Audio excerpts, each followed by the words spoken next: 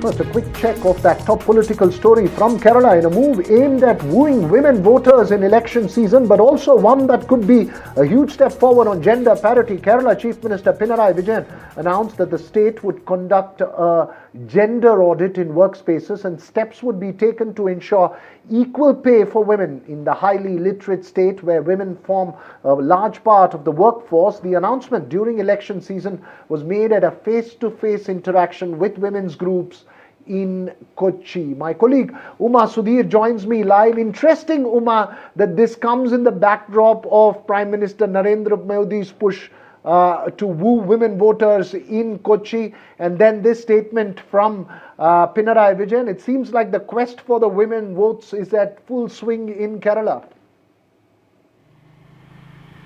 Yes, indeed. The Prime Minister's first visit outside of Delhi in the new year was to Tamil Nadu and then to Kerala, where he had addressed women at Thrissur, a massive gathering of women. And today, the Chief Minister of Kerala addressing women at the Kochi International Airport Convention Centre, where he spoke about this concept of gender audit and speaking about equal pay for equal work. And he spoke about having this gender audit in workspaces, saying that even though the National Survey for Higher Education shows that women in Kerala have the highest numbers of women are in Kerala in higher education, but the number of women in the workforce is not up to the level that we expect it to be, and therefore he would hope that a gender audit would be one way of making the workspace much more favorable for the presence of women or for the entry of women. Of course, on the one hand, we also talk about the Prime Minister very proudly always speaking about the fact that women in space are there. India has the highest number of civil aviation pilots, women, and the fact that there are more girls taking up STEM,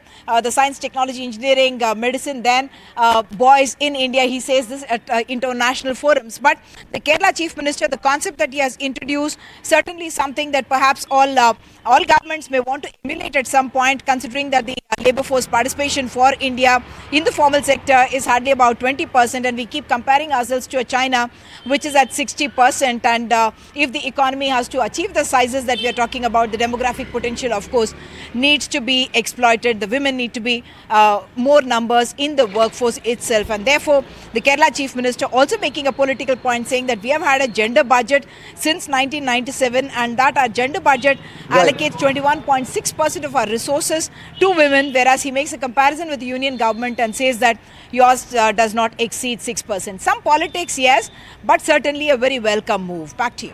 Right. That's right, Uma. Women do deserve gender parity, given that they are possibly far more efficient than men, may I argue.